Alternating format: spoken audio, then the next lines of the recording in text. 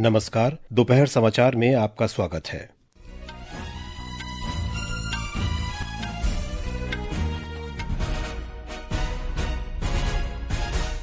संसद के कल से शुरू हो रहे मॉनसून सत्र को देखते हुए सरकार ने सर्वदलीय बैठक की।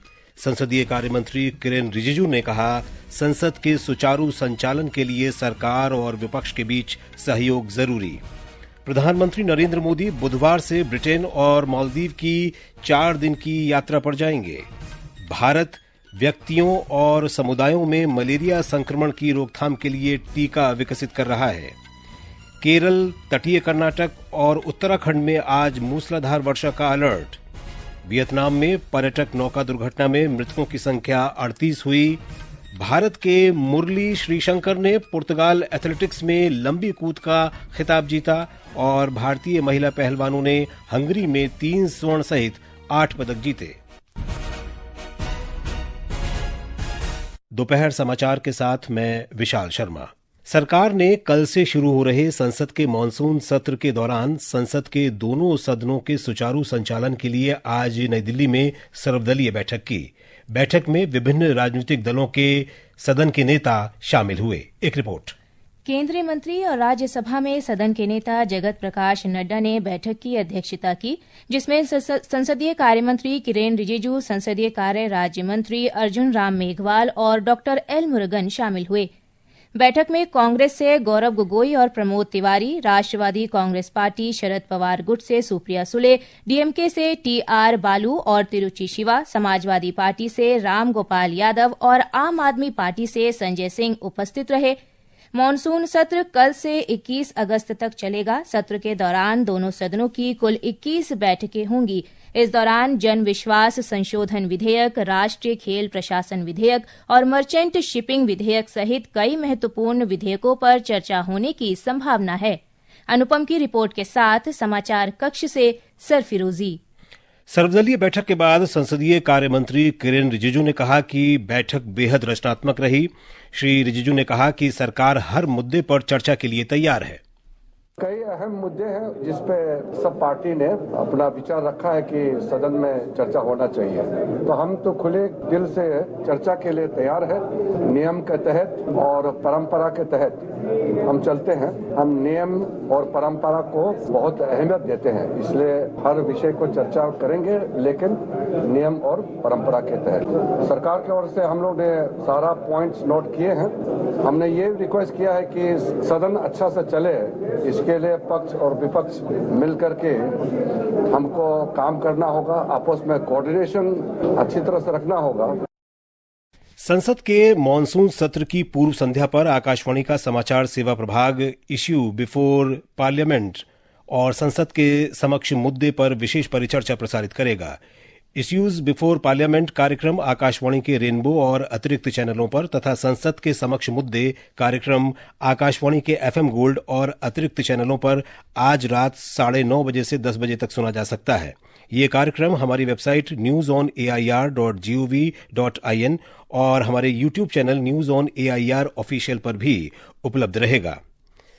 प्रधानमंत्री नरेंद्र मोदी इस महीने की 23 से 26 तारीख तक ब्रिटेन और मालदीव की यात्रा पर रहेंगे। श्री मोदी ब्रिटेन के प्रधानमंत्री कीर स्टारमर के निमंत्रण पर 23 से 24 जुलाई तक ब्रिटेन में रहेंगे।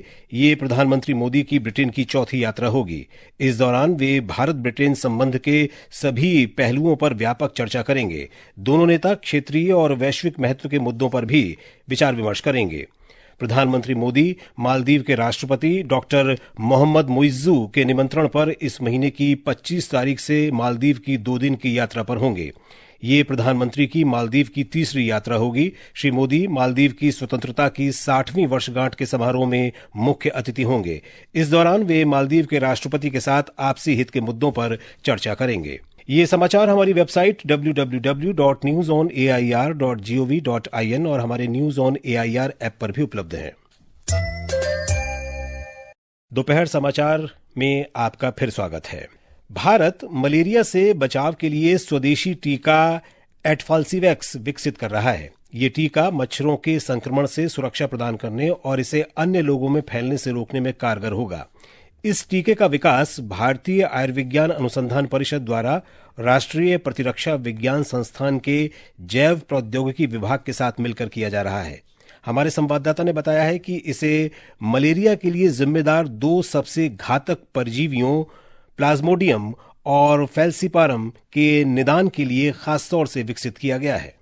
एडफेल्सीवैक्स टीके ने अब तक पूर्व नैदानिक या प्री क्लिनिकल चरण में उत्कृष्ट प्रभावकारिता दिखाई है। स्वदेशी रूप से विकसित हो रहे इस टीके में संक्रमण के रोकथाम और सामुदायिक संचरण को न्यूनतम करके मलेरिया के निवारण की क्षमता है, जो मेक इन इंडिया लक्ष्य को भी पूरा करता है। ICMR योग्य संगठनों और निर्माताओं को इसके आगे के विकास, निर्माण और व्यवसायीकरण के लिए गैर विशिष्ट समझौतों के तहत तकनीकी लाइसेंस देने की योजना तैयार कर रहा है। इसका उद्देश्य टीके के व्यापक पहुंच को सक्षम बनाना तथा जन स्वास्थ्य को और अधिक मजबूत करना है। एडफेल्सीवैक्स अपने प्रारंभिक अनुसंधान और विकास के चरणों में है और अभी तक किसी भी नैदानिक उपयोग या व्यवसायीकरण के लिए उपलब्ध नहीं है। आनंद कुमार की रिपोर्ट के साथ आदर्श, आकाशवाणी समाचार, दिल्ली।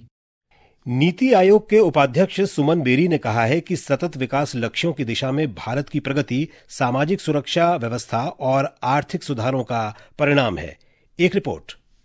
अमेरिका के न्यूयॉर्क में नीति आयोग और संयुक्त राष्ट्र में भारत के स्थायी मिशन द्वारा संयुक्त रूप से आयोजित कार्यक्रम में सुमन बेरी ने कहा कि वर्ष 2013-14 से 2022-23 के दौरान देश में 24 करोड़ लोग गरीबी से बाहर लाए गए हैं और इस अवधि के दौरान सामाजिक सुरक्षा कवरेज भी दोगुने से अधिक बढ़ा है। उन्होंने बताया कि 50% बिजली क्षमता गैर जीवाश्म ईंधन से प्राप्त करने का लक्ष्य 5 वर्ष पूर्व ही हासिल कर लेना दिखाता है कि भारत अंतर्राष्ट्रीय प्रतिबद्धताओं को पूरा करने के प्रति कितना गंभीर है। पिछले महीने सतत विकास संबंधी ताजा रिपोर्ट में 167 देशों में भारत को 99वां स्थान मिला था। ये पहला मौका है जब भारत इस रिपोर्ट के शुरुआती 100 देशों में स्थान बनाने में सफल रहा है। समाचार कक्ष से शशांक कुमार। पेट्रोलियम और प्राकृतिक गैस मंत्री हरदीप सिंह पुरी ने कहा है कि भारत तेल का पर्याप्त भंडार बनाए रखने की दिशा में ठोस कदम उठा रहा है। उन्होंने सोशल मीडिया पोस्ट में कहा कि भारत ऊर्जा के क्षेत्र में अपना भविष्य सुरक्षित कर रहा है। श्री पुरी ने कहा कि तटवर्ती 10 लाख वर्ग किलोमीटर समुद्री इलाके में तेल का पता लगाया जा रहा है। ओडिशा में पुरी जिले के बलंगा में कुछ बदमाशों द्वारा जलाई गई नाबालिग लड़की को इलाज के लिए आज दिल्ली के एम्स लाया गया। लड़की 75% तक जल गई है और उसे जीवन रक्षक प्रणाली पर रखा गया है। ओडिशा सरकार उसके इलाज का सारा खर्च वहन कर रही है। ओडिशा सरकार ने राज्य के महाविद्यालयों और विश्वविद्यालयों में महिला विद्यार्थियों की सुरक्षा सुनिश्चित करने के लिए एक विशेष कार्यक्रम शक्तिश्री शुरू करने का निर्णय लिया है। मुख्यमंत्री मोहन चरण मांझी ने कल भुवनेश्वर में इसकी घोषणा की।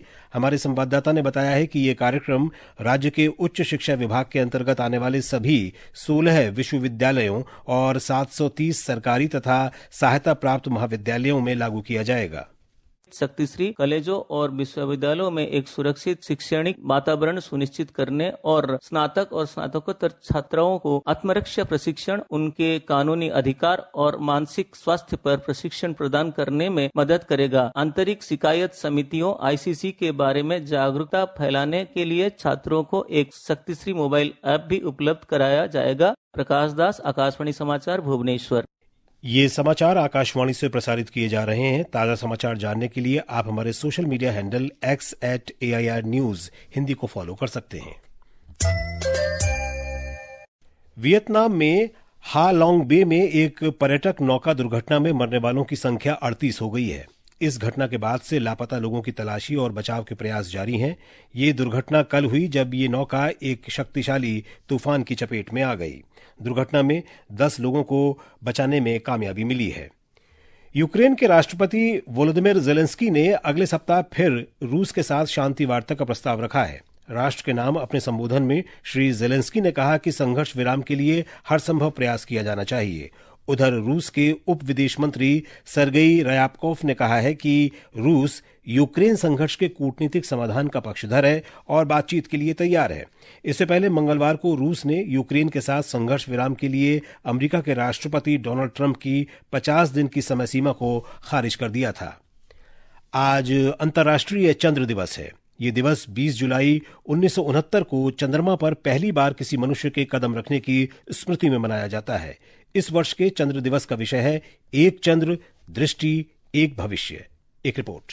ये दिवस चंद्रमा पर अनुसंधान में विश्व समुदाय की उपलब्धियों और अंतर्राष्ट्रीय सहयोग तथा चंद्रमा पर मौजूद संसाधनों की शांतिपूर्ण उपयोग की ओर ध्यान आकर्षित करता है। इस अवसर पर खासकर युवाओं में अंतरिक्ष विज्ञान के प्रति रुचि जगाने के लिए कई आयोजन किए जाते हैं। दुनिया भर में इस अवसर को सार्वजनिक कार्यक्रमों, तारामंडल अवलोकन, शैक्षिक आउटरीच और विज्ञान प्रतियोगिताओं के माध्यम से मनाया जाता है। भारत ने चंद्र अन्वेषण में उल्लेखनीय प्रगति की है। 2009 में चंद्रयान 1 ने चंद्रमा पर जल अणुओं की खोज से लेकर 2023 में चंद्रयान 3 के चंद्रमा के दक्षिणी ध्रुव के पास सफल लैंडिंग तक भारत ने लागत प्रभावी और अभिनव अंतरिक्ष अभियानों में अपनी क्षमता का प्रदर्शन किया है। आकर्षिता सिंह, आकाशवाणी समाचार, दिल्ली।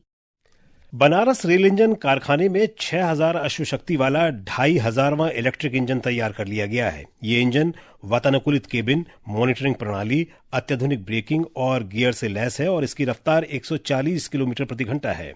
बनारस लोकोमोटिव ने 2500 इलेक्ट्रिक इंजन बनाने की ये उपलब्धि महज 8 साल में हासिल की है। महाराष्ट्र में मुंबई में स्वापक नियंत्रण ब्यूरो की बेंगलुरु शाखा और पनवेल रेल पुलिस ने 35 करोड़ रुपए मूल्य के नशीले पदार्थ जब्त किए हैं। इस सिलसिले में नाइजीरिया की एक महिला को गिरफ्तार किया गया है। युवा कार्यक्रम और खेल मंत्री मनसुख मांडविया ने आज उत्तर प्रदेश के वाराणसी में काशी हिंदू विश्वविद्यालय में fit India Sunday on cycle अभियान का नेतृत्व किया। उन्होंने कहा कि सभी शैक्षिक संस्थानों ने 6000 से अधिक जगहों पर संडे ऑन साइकिल के माध्यम से नशा मुक्त भारत का संदेश दिया है।